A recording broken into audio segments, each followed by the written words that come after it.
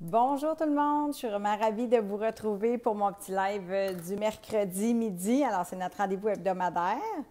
J'y prends goût. Alors, c'est en fait le petit live sur lequel j'ai envie de vous en livrer un peu plus sur mon petit dernier Renaître par amour de la souffrance à l'émergence. Alors, aléatoirement, je choisis au hasard, si hasard il y a, un chapitre sur lequel je vous en livre un peu plus. Puis là, cette semaine, c'est le chapitre numéro 8.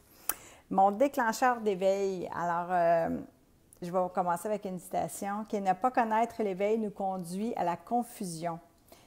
C'est pas moi qui l'ai écrit, c'est Lao Tzu, puis c'est vraiment, vraiment ce que j'aurais, en tout cas, ce dans quoi j'étais pris, dans le chaos. Alors, j'en remercie la vie d'avoir vraiment connu un certain éveil, si je peux dire, avec beaucoup d'humilité. Puis je veux vous lire un petit passage d'entrée de jeu pour amorcer ce petit live-là. Je sentais que ma vie était en perte de sens. Triste parce que j'avais perdu, c'est triste parce que j'avais perdu de vue l'être que j'étais réellement, et ça au détriment de mon bonheur, de mon cœur, de mon corps et de mon esprit. J'ai vécu une longue période où mon ego luttait constamment avec mon âme, mon éternel duel. Et vous, quelles sont vos répétitions, vos histoires douloureuses et répétitives? Elles essaient de vous renseigner sur ce qu'il y a à pacifier en vous. Est-ce que vous les écoutez? J'ai envie de vous poser avec beaucoup d'amour, de bienveillance et de compassion cette question. Est-ce que vous les écoutez? Est-ce que les répétitions dans votre vie, les scénarios, les situations, les relations, les conflits, ce qui se manifeste inconsciemment ou non dans votre vie, ce qui est difficile à vivre, vous en prenez conscience en ce sens que vous prenez le temps vraiment d'identifier qu'est-ce qui nuit à votre quotidien, à ces situations-là qui sont difficiles. Qu'est-ce qui fait en sorte que vous n'êtes pas en mesure de régler certaines problématiques dans ce sens qui vont se répéter, hein? Souvent, on va dire ça, il y a des patterns qui reviennent.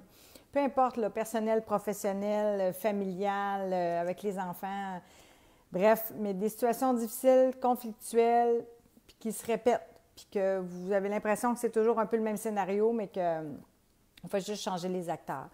Est-ce que vous l'avez, cet éveil-là, en fait, ce sentiment de pouvoir vous prendre en main, pacifier cette relation-là avec vous, avec les autres dans lesquels vous êtes aux prises avec des situations difficiles?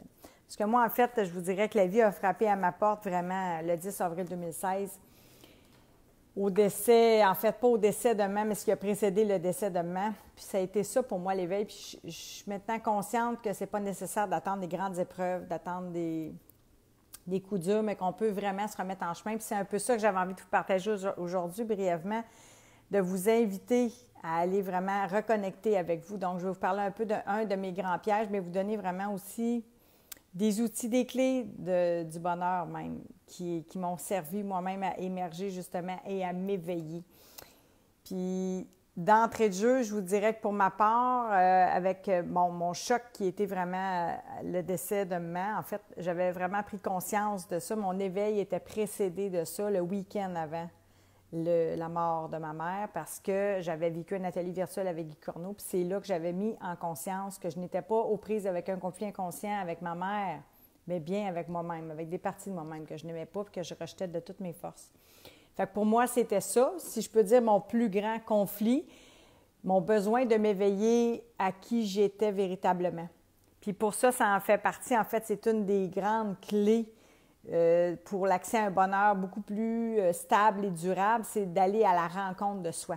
La connaissance de soi, c'est super important parce que quand on est pris dans le personnage comme moi je l'étais, qui était un de mes grands pièges parce que j'étais sous l'emprise de mon ego, puis inconsciemment, là, il n'y a pas de culpabilité à y avoir là-dedans, mais je n'étais pas consciente que c'est mon ego qui me manipulait, qui me fermait comme ça, qui me divisait avec moi-même et avec les autres, qui créait mes conflits, co-créait, je vais dire, pour prendre ma part de responsabilité, mes conflits, de par les discours, de par la critique, de par la fermeture, le jugement, la dureté.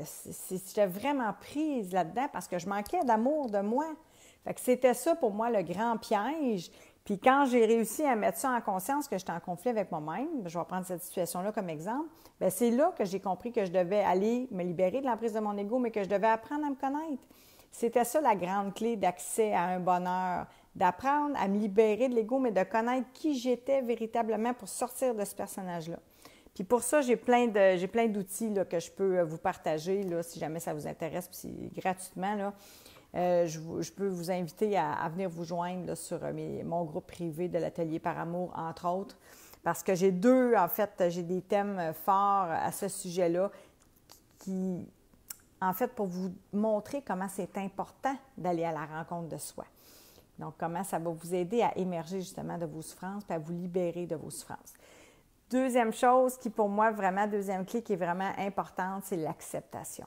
Parce que ça a été ça aussi, en fait, ma révélation, c'est que je résistais de toutes mes forces à qui j'étais. Donc, j'étais dans la non-acceptation de qui j'étais, ombre et lumière. Fait que ça, c'est l'autre point. Vraiment, je vous dis que le pouvoir d'acceptation, pour moi, il est immense, vraiment. Puis je pèse mes mots, parce que ça, c'est quelque chose qui va, à titre même de résilience, qui va, dans notre quotidien, avoir un impact vraiment, vraiment, vraiment grand dans tous les domaines de notre vie.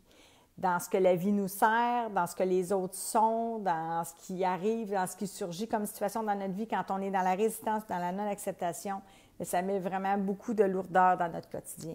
Fait que ça aussi, je vous dirais, autant pour la connaissance de soi, je pense que c'est mon thème numéro 2 dans l'atelier par amour, puis l'acceptation, c'est mon thème numéro 3. Je vous invite vraiment à venir en faire la demande pour joindre ce beau groupe-là. Vous allez voir, il y a du contenu de grande valeur qui est gratuit, qui va vous aider vraiment à faire des pas de géant pour aller vraiment connecter avec qui vous êtes profondément et aller aussi vraiment accepter l'être que vous êtes aussi. Sortir du personnage, vous libérer de l'emprise de l'ego, j'en parle même dans le thème 1. Fait que c'est vraiment tout interconnecté pour moi. Puis je vous le dis, puis je vous en parle, puis je veux que vous compreniez que mon intention est au-delà d'une intention commerciale, hein, parce que ma mission, vraiment, ce que j'ai envie de faire, le pourquoi je donne vie à tous ces projets-là, c'est vraiment pour vous aider. Alors, j'espère que vous avez compris. Puis si oui, laissez-moi une chance vraiment de vous guider, de vous accompagner vers ces outils-là. Puis quand je parle d'outils, je l'ai dit, c'est mon dernier livre, il en regorge d'outils. Mais mon petit carnet par amour, qui n'est pas piqué des verres, lui, c'est vraiment ma démarche intégrative. Fait que, tu sais, pour moi, ça, là, c'est interconnecté.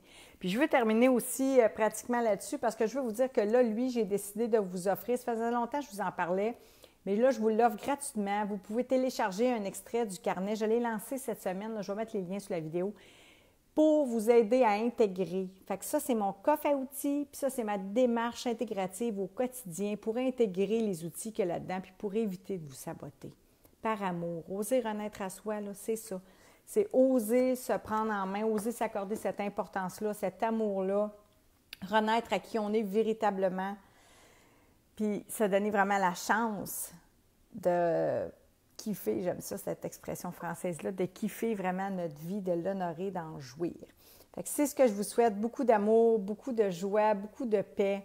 Fait qu'écoutez, si vous retrouvez de la valeur dans ce petit live-là, je vous invite à me mettre une pluie de petits cœurs et à partager pour diffuser à d'autres êtres que vous aimez, qui viennent se joindre à nous, qui puissent eux aussi aller mettre en conscience, en lumière, ce qui les fait souffrir dans leur vie et qui puissent aller s'outiller pour vraiment grandir en humanité, vivre leur vie et avoir accès à des clés pour un bonheur beaucoup plus stable et durable. Alors, je vous remercie d'avoir été là. Je vous embrasse. Puis je vous dis à mercredi prochain. Ciao, ciao!